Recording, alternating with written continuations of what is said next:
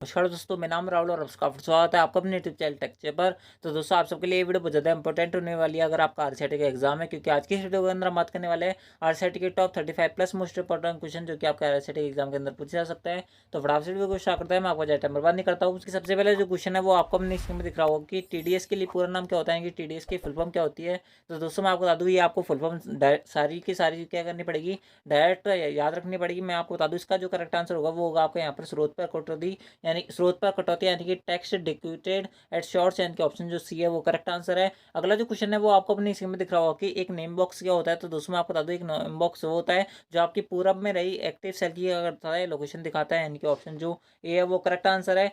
ठीक है, बढ़ते हैं नेक्स्ट क्वेश्चन तरफ। अगला जो क्वेश्चन दिया है वो आपको अपने स्क्रीन में दिख रहा होगा कि जीपीएस का पूरा नाम क्या होता है। दोस्तों, मैं आपको बता दूं, जीपीएस क्या होता है, आपके जो आपने कभी गूगल वगैरह चलाया होगा, यानी कि गूगल लोकेशन का, गूगल मैप का इस्तेमाल किया होगा, तो दोस्तों वो आपके जीपीएस लेता है, यानी कि आपके लोकेशन को क्या करता है, ट्रैक करता है। वो क्या कहलाता है, आपका जीपीएस कहलाता है। इसका फुल फॉर्म होती है ग्लोबल पोजीशन सिस्टम, यानी कि ऑप्शन जो सी है वो करेक्ट आंसर है। ठीक है, नॉर्मल सा क्वेश्चन था, आई होप आपको पता होगा। अगला जो क्वेश्चन दिया है वो आपको अपनी स्क्रीन में दिख रहा होगा कि आमतौर पर किस प्रकार के ईमेल खाते का उपयोग व्यापार सेटिंग्स के अंदर किया जाता है। तो दोस्तों, मैं आपको बता दूं, ईमेल खाते जो आपकी व्यापार सेटिंग्स के अंदर काम आता है, ये ध्यान रखना, आपसे पूछा जा सकता है, वो आपका कहलाता है माइक्रोसॉफ्ट एक्सचेंज, यानी कि ऑप्शन जो ए है वो करेक्ट आंसर है। नॉर्मल सा क्वेश्चन था, आई होप आपको पता होगा। मैं आपको बता दूं, पीओपी क्या होता है, जो आपका मेल वगैरह आता है वो उसके अंदर जो प्रोटोकॉल फॉलो होता है वो आपका पीओपी 3 कहलाता है। पीओपी 3 की फुल फॉर्म होती है पोस्ट ऑफिस प्रोटोकॉल। एंड दोस्तों, मैं आपको बता दूं, एचटीटीपी क्या होता है, आपके जो हाइपर टेक्स्ट ट्रांसफर प्रोटोकॉल, इसकी फुल फॉर्म होती है, जो किसी भी वेबसाइट के आगे लगता है। ठीक है, अगला जो क्वेश्चन दिया है वो आपको अपनी स्क्रीन में दिख रहा होगा, नागरिक ऑनलाइन माध्यम से रोजगार के लिए कैसे पंजीकरण कर सकते हैं, यानी कि अगर आप एक जॉब तलाश कर रहे हो तो दोस्तों आप कैसे अप्लाई कर सकते हो। तो दोस्तों, मैं आपको बता दूं, ईमेल के थ्रू आप गवर्नमेंट एग्जाम के लिए फॉर्म अप्लाई कर सकते हो, रोजगार भी आपकी साइट पर आवेदन कर सकते हो। ए एंड बी जो है, यानी कि ऑप्शन जो सी है वो करेक्ट आंसर है। इन दोनों के माध्यम से आप क्या कर सकते हो, अपने जो रोजगार के लिए यानी कि जॉब के लिए अप्लाई कर सकते हैं, यानी कि ऑप्शन जो सी है वो करेक्ट आंसर है। अगला जो क्वेश्चन दिया है वो आपको अपने स्क्रीन में दिख रहा होगा कि राष्ट्रीय मतदाता सेवा पोर्टल के संबंध में एनईपीआईसी का फुल फॉर्म क्या होता है। तो दोस्तों, मैं आपको बता दूं, इसके साथ में राष्ट्रीय मतदाता सेवा पोर्टल क्या होता है, इसकी फुल फॉर्म होती है एनवीएसपी। एनवीएसपी की फुल फॉर्म होती है national voter service portal. And दोस्तों, मैं आपको बता दूं, जब भी आपको मतदाता से रिलेटेड कोई भी क्वेश्चन आ जाए तो दोस्तों आपको यहाँ पर एनवीएसपी टिका के आना है। एंड दोस्तों, बात करें ईपीआईसी की फुल फॉर्म होती है, तो यहाँ पर ईपीआईसी की फुल फॉर्म होती है इलेक्शन फोटो आइडेंटिफिकेशन कार्ड। ठीक है, यहाँ पे ध्यान रखना, इलेक्शन फोटो आइडेंटिफिकेशन कार्ड इसकी फुल फॉर्म होती है। नॉर्मल सा क्वेश्चन है, आपको पता होगा। एंड दोस्तों, मैं आपको बता दूं, इसके अंदर आपके यहाँ पर पहचान पत्र होता है। एंड दोस्तों, आपने जैसे कि देखा होगा कि इसकी फुल फॉर्म जो है वो इसका जो आइडेंटिफिकेशन है वो बता रही है, इलेक्शन फोटो आइडेंटिफिकेशन कार्ड, यानी कि आपकी जो फोटो होती है वो पहचान पत्र होती है, वो आपकी इसकी फुल फॉर्म होती है। आपसे इसके अंदर फुल फॉर्म ही पूछी थी इसकी, तो इसकी फुल फॉर्म ये होती है। आई होप आपको क्लियर हुआ होगा। ठीक है, अगला जो क्वेश्चन दिया है वो आपको अपने सिम में दिख रहा होगा कि विंडोज 10 में सॉफ्टवेयर इंस्टॉल नहीं किया जा सकता। तो दोस्तों, मैं आपको बता दूं, अगर आप विंडोज 10 के अंदर सॉफ्टवेयर इंस्टॉल करना चाहते हो तो दोस्तों आप यहाँ पर इंटरनेट का इस्तेमाल कर सकते हो, विंडोज स्टोर का कर सकते हो, सीडी डीवीडी पेन ड्राइव का कर सकते हो, लेकिन वर्ड फाइल का उपयोग नहीं कर सकते। वर्ड फाइल का उपयोग करके आप अपने डॉक्यूमेंट को तैयार कर सकते हैं, यानी कि ऑप्शन जो डी है वो करेक्ट आंसर है। ठीक है, अगला जो क्वेश्चन दिया है वो आपको अपनी स्क्रीन में दिख रहा होगा कि एक प्रेजेंटेशन को स्टार्ट करने के लिए खालिस्तान को दबाना पड़ेगा। तो दोस्तों, मैं आपको बता दूं, अगर आप अपनी प्रेजेंटेशन स्टार्ट करना चाहते हो तो दोस्तों आपको यहाँ पर F5 की दबानी पड़ेगी। अगर आप जैसे 5वीं स्लाइड के अंदर हो एंड दोस्तों आप चाहते हो केवल 5वीं स्लाइड का प्रेजेंटेशन हो तो दोस्तों आपको यहाँ पर शिफ्ट प्लस F5 दबाना पड़ेगा। एंड दोस्तों, यहाँ पर अगला ऑप्शन दिया था वो आपको दिया है स्लाइड शो के मेन्यू से व्यू शो ऑप्शन को यहाँ पर चुनना पड़ेगा। उसके अंदर आपको स्लाइड शो मेन्यू से रिहर्स टाइमिंग को चुनना होगा। ठीक है, उसके अंदर आपको यहाँ पर ए एंड बी, तो दोस्तों मैं आपको बता दूं, option A and option B जो है वो इसका करेक्ट आंसर है। ठीक है, यानी कि स्लाइड शो के अंदर व्यू शो के अंदर आप अगर जाओगे तो दोस्तों वहाँ से भी आप क्या कर सकते हो, अपनी प्रेजेंटेशन स्टार्ट कर सकते हो, F5 दबा के कर सकते हो। अगर आप प्रेजेंटेशन से एग्जिट होना है तो दोस्तों आपको यहाँ पर एस्केप कुंजी दबानी पड़ेगी। ठीक है, आई होप आपको क्लियर हुआ होगा। अगला जो क्वेश्चन दिया हुआ आपको अपने सिम में दिख रहा होगा कि निम्नलिखित में से कौन सा मेलिंग शिष्टाचार के रूप में जाना जाता है। तो दोस्तों, मैं आपको बता दूं, एक अच्छा मेल उसे कहते हैं जिसके अंदर आप ऑल कैप्स लॉक का इस्तेमाल करें, तो दूसरे गलत है, क्योंकि इसके अंदर कोई जरूरी नहीं है। उच्च प्राथमिकता को अधिक उपयोग करें, रिप्लाई ऑल का प्रयोग करें, तो दोस्तों ये भी गलत है। उच्च प्राथमिकता का उपयोग करें, ये भी गलत है, यानी कि संचित और उचित विषय आपको यहाँ पर चुनना चाहिए, यानी कि ऑप्शन जो डी है वो करेक्ट आंसर है। फालतू बात आपको मेल वगैरह पर नहीं करनी चाहिए। ठीक है, मेल वगैरह इसलिए बनाए जाते हैं, इंपॉर्टेंट जितना वर्क होता है वो सारा किस पे होता है, मेल वगैरह पे होता है। ठीक है, अगला जो क्वेश्चन दिया है वो आपको अपने इसमें दिख रहा होगा कि निम्नलिखित में से कौन सा एक प्रकार का यूजर अकाउंट विंडोज 10 के अंदर नहीं होता। तो दोस्तों, मैं आपको बता दूं, विंडोज 10 के अंदर दो प्रकार का अकाउंट होता है। वो होता है आपका, पहला होता है स्टैंडर्ड, दूसरा होता है एडमिनिस्ट्रेटर। बात करें यहाँ पर कैजुअल नहीं होता, नन ऑफ देम भी नहीं होता, यानी कि दोनों प्रकार के अकाउंट जो होता है वो आपके विंडोज 10 के अंदर मिल जाते हैं, इसी प्रकार का आपको नहीं मिलता। ठीक है, यानी कि ऑप्शन जो बात करें सी जो है इसका करेक्ट आंसर है, कैजुअल प्रकार का आपको नहीं मिलता। अगला जो क्वेश्चन दिया वो आपको अपने इसमें दिख रहा होगा कि टाइम्स न्यू रोमन क्या होता है, तो दोस्तों मैं आपको बता दूं टाइम्स न्यू रोमन आपसे पूछ लिया जाए या एरियल पूछ लिया जाए या कैलिबरी आपसे पूछ लिया जाए, नारद पूछ लिया जाए, तो दोस्तों मैं आपको बता दूं ये सारे आपके क्या होता है, फॉन्ट होता है। मैं आपको हर बार बता रहा हूँ इसलिए क्योंकि ये क्वेश्चन आपसे पूछा जाएगा इस बार, फॉन्ट जो होगा इसका करेक्ट आंसर होगा। अगला जो क्वेश्चन दिया वो आपको अपने इसमें दिख रहा होगा निम्नलिखित में से कौन सा ऑपरेटिंग सिस्टम मल्टीटास्किंग को सपोर्ट नहीं करता, तो दोस्तों मैं आपको बता दूं मल्टीटास्किंग क्या होता है आपका, जैसे अगर आप एक कंप्यूटर अगर आप उसके अंदर ब्राउजर भी चला रहे हो, उसके अंदर आपकी फोटो भी खुली हुई है, एंड दूसरा अगर आप उसके अंदर एमएस ऑफिस के अंदर भी काम कर रहे हो, यानी कि एक कंप्यूटर से एक प्रोसेसर से बहुत सारे कार्य कर रहे हो, तो दोस्तों ये आपकी ये क्या कहलाती है, मल्टीटास्किंग कहलाती है। बात करें यहाँ पर ऑप्शन की, तो दोस्तों यहाँ पर ऑप्शन दिया है सबसे पहला वो आपको दिया है विंडोज 98, उसके अंदर आपको यहाँ पर विंडोज एक्सपी, उसके अंदर आपको एमएस डोज, उसके अंदर दिया है विंडोज एनटी, तो दोस्तों ऑप्शन जो सी है वो करेक्ट आंसर है। एमएस डोज जो होता है वो आपके मल्टीटास्किंग नहीं करता, सपोर्ट नहीं करता है, यानी कि ऑप्शन जो सी है वो करेक्ट आंसर है। अगला जो क्वेश्चन दिया है वो आपको अपने इसमें दिख रहा हो कि पावर पॉइंट प्रेजेंटेशन बहुतायत में उपयोगी होती है, यानी कि पावर पॉइंट प्रेजेंटेशन होती है वो किसके किसके इस्तेमाल में आती है, तो दोस्तों मैं आपको बता दूं दोस्तों यहाँ पर सबसे पहले ऑप्शन दिया वो आपको दिया है टीचर के नोट्स आउटलाइन की तरह, तो दोस्तों बिल्कुल काम करते हैं, टीचर अपने नोट्स वगैरह बनाता है। अगर आपने कभी गवर्नमेंट एग्जाम की प्रिपरेशन की होगी तो दोस्तों यूट्यूब पे क्लास देख रहा सारी आपकी जो होती है वो पीपीटी बनी हुई होती है, यानी पावर पॉइंट प्रेजेंटेशन के अंदर बनी हुई होती है। स्टूडेंट के लिए प्रोजेक्ट प्रेजेंटेशन की तरह कार्य करती है, प्लानिंग की सूचना का संचार की तरह होती है। जो आपके प्रोजेक्ट वगैरह बनाए जाते हैं बड़ी बड़ी कंपनियों में वो सारे किस पे काम करते हैं, वो इस पे काम करते हैं, यानी कि ऑप्शन जो डी है वो करेक्ट आंसर है। ठीक है, नॉर्मल से क्वेश्चन था, आई होप आपको पता होगा। अगला जो क्वेश्चन दिया है वो आपको अपने इसमें दिख रहा होगा कि मॉडेम का फुल फॉर्म क्या होता है, तो दोस्तों मैं आपको बता दूं मॉडेम की फुल फॉर्म होती है मॉड्यूलेटर एंड डीमॉड्यूलेटर, यानी कि ऑप्शन जो ए है वो करेक्ट आंसर है। ठीक है, अगला जो क्वेश्चन दिया है वो आपको अपने इसमें दिख रहा होगा निम्नलिखित में से कौन सी कंप्यूटर सिस्टम की एक सीमा होती है, तो दोस्तों मैं आपको बता दूं यहाँ पर सबसे पहला ऑप्शन दिया है वो आपको दिया है स्पीड, तो दोस्तों मैं आपको बता दूं कंप्यूटर की स्पीड जो होती है वो इनफाइनाइट होती है, शुद्धता जो होती है वो भी इनफाइनाइट होती है, इसके अंदर कभी भी आपको शुद्धि नहीं आती। परिश्रम ये परिश्रमी होता है, इन्फिनिटी इसकी परिश्रम होता है, यानी कि इसके अंदर क्या होता है कभी भी ये थकता नहीं है, कितना भी आप इससे काम करवा लो कभी भी ऐसे नहीं बोलेगा कि आप मैं थक गया हूँ मैं बाद में काम करूंगा, नहीं, कभी भी क्या बोलता कभी भी हमेशा क्या होता है आपके कार्य के लिए तैयार होता है, नहीं परिश्रमी होता है। बात करें यहाँ पर ऑप्शन डी दिया है वो आपको दिया बुद्धि का अभाव, तो बिल्कुल करेक्ट आंसर है, इसके अंदर बुद्धि नहीं होती, मेमोरी नहीं होती, ब्रेन नहीं होता है, यानी कि ऑप्शन जो डी है वो करेक्ट आंसर है। एंड दोस्तों अगला जो क्वेश्चन है उस पर पढ़ने से पहले अगर आपने वीडियो को अब तक लाइक नहीं किया तो वीडियो को लाइक जरूर कर देना, चैनल को सब्सक्राइब कर लेना। अगर आपको RSET से रिलेटेड ऐसी वीडियो चाहिए दोस्तों मैं आपको गारंटी देता हूँ कि अगर आप सारी वीडियोस देखोगे तो आप यहाँ पर 90% आराम से बनेगी, इसके अंदर कोई दिक्कत नहीं आएगी आपको।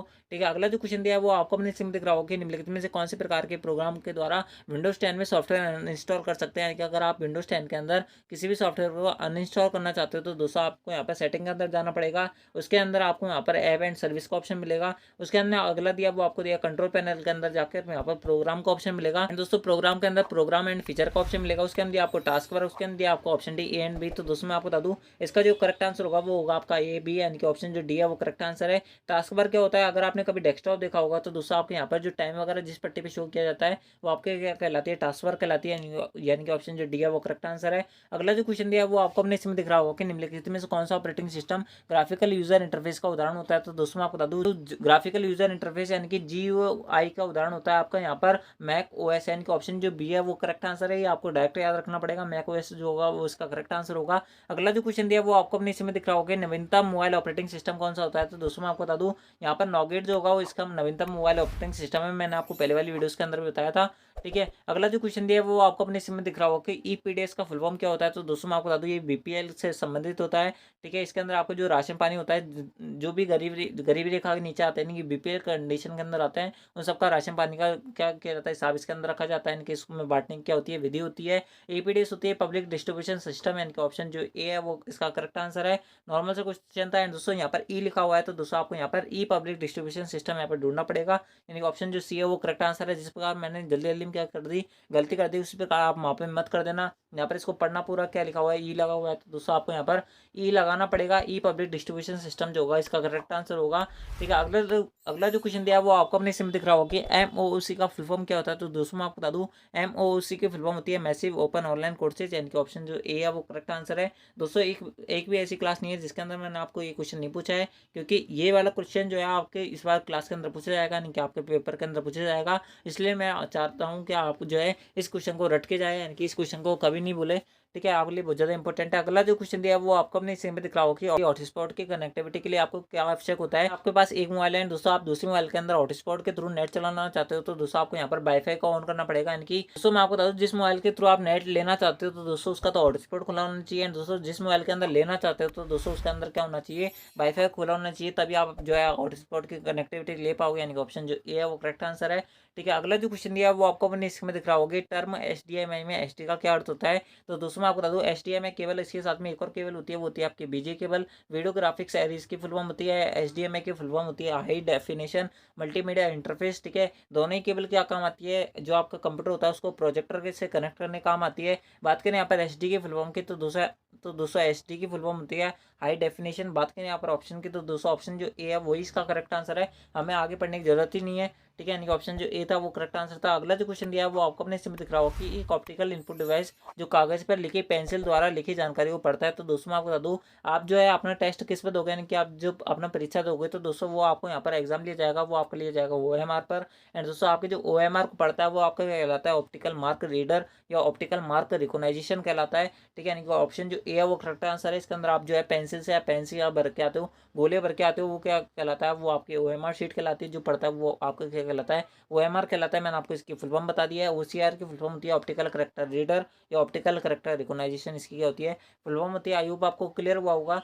ठीक है, अगला जो क्वेश्चन है उसको बताने से पहले अगर आपने वीडियो को अब तक लाइक नहीं किया तो वीडियो को लाइक जरूर कर देना, चैनल को सब्सक्राइब जरूर कर लेना। जैसे कि आप देख रहे होंगे मैं आपको बिल्कुल भी टाइम बर्बाद नहीं कर रहा हूँ, मैं आपको कम समय में ज़्यादा से ज़्यादा अच्छी इन्फॉर्मेशन देने का ट्राई कर रहा हूँ। अगर आपने इसलिए वीडियो को अब तक लाइक नहीं किया तो वीडियो को लाइक जरूर कर देना, चैनल को सब्सक्राइब जरूर कर लेना। ठीक है, अगला जो क्वेश्चन दिया वो आपको अपने इसमें दिख रहा होगा, UPI में पुश टेक्नोलॉजी का क्या इस्तेमाल होता है। तो दोस्तों मैं आपको बता दूं, UPI की फुल फॉर्म होती है यूनिफाइड पेमेंट इंटरफेस। क्या काम आता है आप सबको पता होगा। पुश टेक्नोलॉजी वो होती है जिसके अंदर आप यहाँ पर पैसे भेज सकते हो या भुगतान प्राप्त कर सकते हो, यानी कि पेमेंट ले सकते हो, पेमेंट दे सकते हो। उस काम को करने के लिए किसका इस्तेमाल किया जाता है, UPI के अंदर पुश टेक्नोलॉजी का इस्तेमाल किया जाता है। यानी कि ऑप्शन जो डी है वो करेक्ट आंसर है।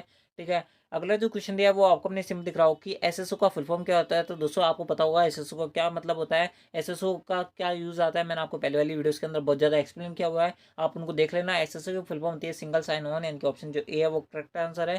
ठीक है, हमें आगे पढ़ने की जरूरत ही नहीं है। अगला जो क्वेश्चन दिया वो आपको अपने सिम में दिख रहा होगा कि निम्नलिखित में से कौन सा फीचर सेलेक्टेड एरिया के फॉर्मेटिंग को हटाता है। तो दोस्तों मैं आपको बता दूं, अगर आपको सेलेक्टेड एरिया की फॉर्मेटिंग को हटाना है तो दोस्तों आपको यहाँ पर क्लियर फॉर्मेटिंग का इस्तेमाल करना पड़ेगा। विनवर्ड के अंदर इसकी शॉर्टकट की होती है Ctrl+Shift+C, एंड दोस्तों यहाँ पर एक्सेल के अंदर होती है Ctrl+C। ठीक है, ध्यान रखना बहुत ज़्यादा इंपॉर्टेंट है। ऑप्शन जो ए है वो करेक्ट आंसर है। अगला जो क्वेश्चन दिया है वो आपको अपने इसमें दिख रहा होगा कि क्लाउड स्टोरेज प्लेटफॉर्म के उदाहरण होता है। दोस्तों एक भी ऐसी क्लास नहीं है जिसके अंदर मैंने आपको ये एग्जांपल नहीं बताया, यानी कि इस क्वेश्चन को नहीं बताया क्योंकि बहुत ज़्यादा इंपॉर्टेंट है। ये आप यहाँ पर स्टार लगा सकते हो। क्लाउड स्टोरेज प्लेटफॉर्म होते हैं वो आपके होते हैं Google drive, Microsoft one drive and Dropbox होता है। इसके अलावा एक और होता है, एक क्या दो होता है, एक होता है आपका राजमेक एंड दूसरे एक होता है राज क्लाउड। दोनों ही बहुत ज़्यादा इंपॉर्टेंट है, दोनों को ध्यान रखना है। यानी कि ऑप्शन जो डी है वो करेक्ट आंसर है। बढ़ते नेक्स्ट क्वेश्चन तरफ, वो आपको अपने इसमें दिख रहा होगा कि पेज ओरिएंटेशन टाइप किसमें इस्तेमाल होता है। पेज ओरिएंटेशन क्या होता है मैं आपको बताता हूँ। एक पेज होता है वो बिल्कुल सीधा खड़ा हुआ वो होता है जिसको बोला जाता है पोर्ट्रेट, एंड दोस्तों एक जो होता है वो आपका आड़ा होता है वो कहलाता है आपका लैंडस्केप। दोस्तों ये जो दोनों जो पोजीशन होती है वो आपकी क्या कहलाती है, पेज ओरिएंटेशन कहलाती है।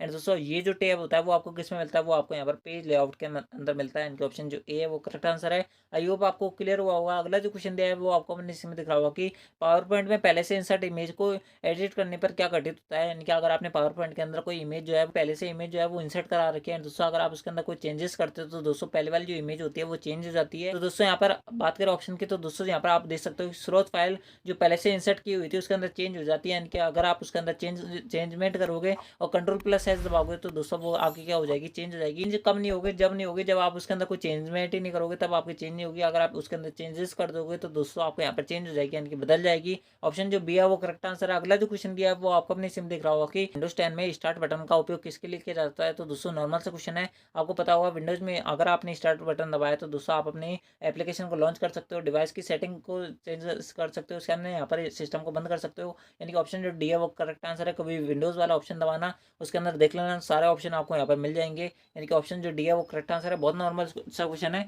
जिन्होंने भी कभी कंप्यूटर चलाया होगा उनको ये क्वेश्चन जो है 99% के इसके अंदर पता होगा। अगला जो क्वेश्चन दिया है वो आपको अपने इसी में दिख रहा होगा कि माइक्रो ब्लॉगिंग निम्नलिखित में से कौन सा उदाहरण होता है। तो दोस्तों मैं आपको बता दूं इसका जो करेक्ट आंसर होगा वो होगा आपका ट्विटर। इसको डायरेक्ट याद रखना, माइक्रो ब्लॉगिंग जो होती है वो इससे संबंधित होती है। अगला जो क्वेश्चन है वो आपको अपने इसमें दिख रहा होगा कि निम्नलिखित में से किस अवसर पर राष्ट्रीय मतदाता सेवा पोर्टल की शुरुआत की गई थी। तो दोस्तों यहाँ पर आपको राष्ट्रीय मतदाता सेवा पोर्टल से रिलेटेड यहाँ पर मतदाता वाली जो एक लाइन है उसके अंदर इसका करेक्ट आंसर है, यानी कि राष्ट्रीय चुनाव दिवस इसका होगा नहीं। राष्ट्रीय मतदाता दिवस के अवसर पर क्या किया गया था, आपका राष्ट्रीय मतदाता सेवा पोर्टल लॉन्च किया गया था। कब किया गया था मैं आपको बता देता हूँ, जनवरी 2015 के अंदर क्या किया गया था, आपका राष्ट्रीय मतदाता सेवा पोर्टल लॉन्च किया गया था। ठीक है, यानी कि ऑप्शन जो सी था वो करेक्ट आंसर है। अगला जो क्वेश्चन दिया वो आपको अपने इसमें दिख रहा होगा, निम्नलिखित में से कौन सा वैध प्रोजेक्टर कनेक्टिविटी का विकल्प नहीं है, यानी कि आप इसमें से कौन से के थ्रू जो है प्रोजेक्टर को कंप्यूटर से कनेक्ट नहीं कर सकते। तो दोस्तों मैं आपको बता दूं, अगर आपको प्रोजेक्टर को कंप्यूटर से कनेक्ट चाहिए तो दोस्तों आपको कंप्यूटर तो वहाँ पे चाहिए होगा। उसके बाद में यहाँ पर आपको डुप्लीकेट का इस्तेमाल करना पड़ेगा, एक्सटेंड का इस्तेमाल करना पड़ेगा, यानी कि ऑप्शन जो बी है वो करेक्ट आंसर है। ठीक है, अगला जो क्वेश्चन दिया है वो आपको अपनी इसमें दिख रहा हो कि सर वर्कबुक निम्नलिखित में से किस के संयोजन से बनते हैं। तो दोस्तों मैं आपको बता दूं, वर्कबुक जो होती है वो आपकी यहाँ पर वर्कशीट और चार्ट से मिलकर बनी हुई होती है। नॉर्मल सा क्वेश्चन है, आई होप आपको पता होगा, मैंने बहुत बार पहले बताया हुआ है। एंड दोस्तों मैं आपको बता दूं, फाइनल क्वेश्चन पर पढ़ने से पहले अगर आपने वीडियो को अब तक लाइक नहीं किया तो वीडियो को लाइक कर देना, चैनल को सब्सक्राइब जरूर कर लेना, क्योंकि आप देख रहे होंगे मैंने आपका बिल्कुल भी टाइम बर्बाद नहीं किया है। मैंने आपको से पॉइंट टू पॉइंट बात करी है ताकि आपका बिल्कुल भी टाइम बर्बाद नहीं हो, कम समय में आपको अच्छी से अच्छी इन्फॉर्मेशन मिले। ठीक है, अगला जो क्वेश्चन दिया है वो बहुत ज़्यादा सिंपल है। एंड दोस्तों ये लास्ट एंड फाइनल क्वेश्चन है। अगला जो क्वेश्चन दिया है वो आपको अपनी सीमित दिख रहा होगा कि www का फुल फॉर्म क्या होता है। तो दोस्तों मैं आपको बता दूं, www की फुल फॉर्म होती है वर्ल्ड वाइड वेब, यानी कि ऑप्शन जो बी है वो इसका करेक्ट आंसर है। नॉर्मल सा क्वेश्चन था, आई होप आपको पता होगा। तो दोस्तों आज ये थे आपके आरसेट के top 35 plus most important question जो कि आपके आरसेट एग्जाम के अंदर पूछे जा सकते हैं। मैंने आपको बहुत कम समय में इनको कराने का ट्राई किया। अगर आपको वीडियो पसंद आई होगी तो दोस्तों वीडियो को लाइक जरूर कर देना, चैनल को सब्सक्राइब जरूर कर लेना। एंड दोस्तों मैं आपको बता दूं, अगर आपने पहले वाली वीडियोस नहीं देखी है तो उनको जरूर से देख लेना, क्योंकि उन वीडियोस के अंदर अगर आप उनको देख जाते हो तो दोस्तों मैं आपकी गारंटी देता हूँ कि आपकी यहाँ पे 90% है वो आराम से बनेगी, इसके अंदर कोई संदेह नहीं है। तो आज की इस वीडियो के अंदर बस इतना ही, मिलता है किसी नेक्स्ट वीडियो के अंदर, जब तक के लिए जय हिंद, जय भारत, जय Hindustan. Thanks for watching, thank you.